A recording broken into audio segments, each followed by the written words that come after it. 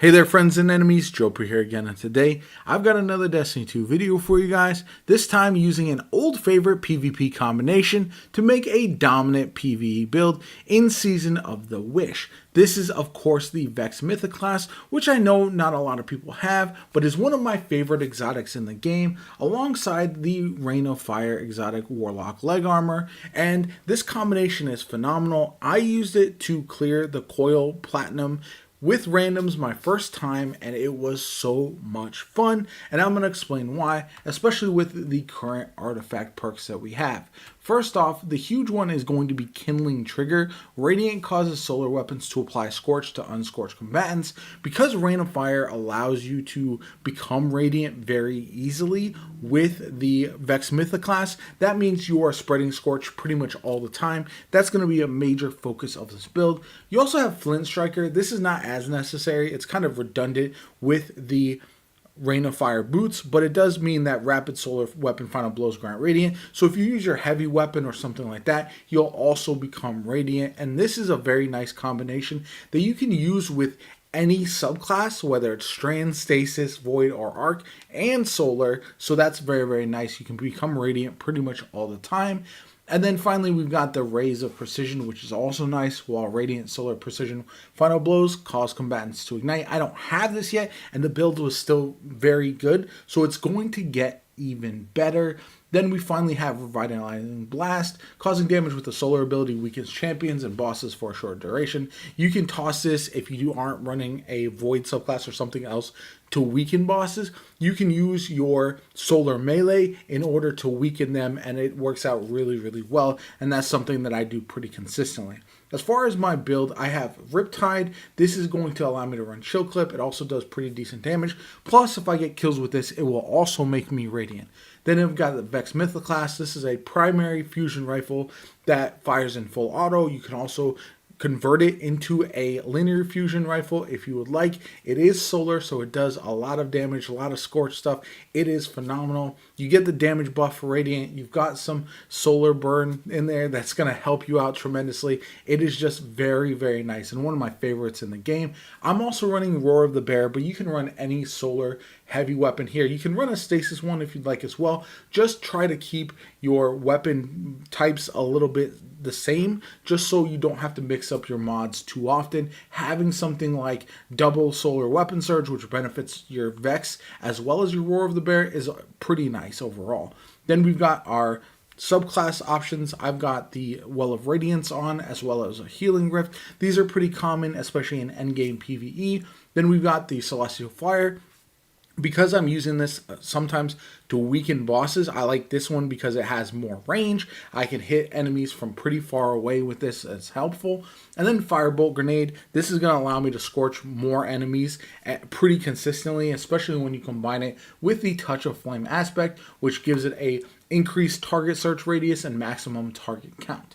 Then we've also got Icarus Dash. This is not really mandatory, but I just like it, especially with the Rain of Fire, because I will dodge mid-air and it will allow me to reload my weapons automatically.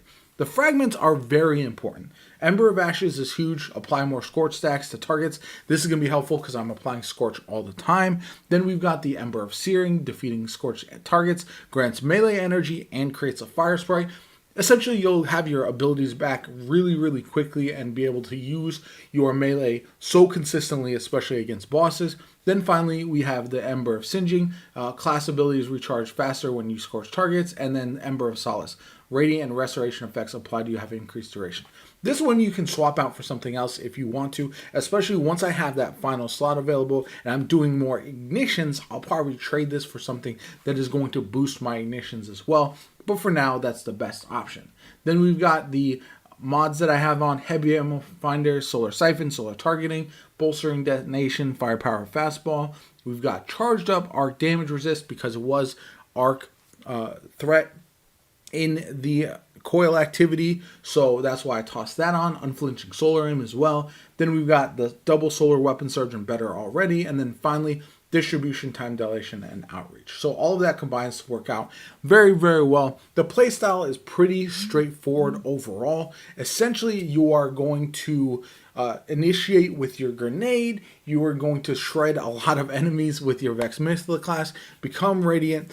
Because the exotic primaries have that big buff against red bar enemies, you will be able to shred them even if you're significantly under power level. And that's something that I like about this build quite a bit, is even as I got to the last phase of the coil, the last pathway, it didn't seem to be that difficult because of how I was able to deal with the ads specifically. That's something that can be a problem when you get overwhelmed if you don't have the right build on, so that worked out really well for me.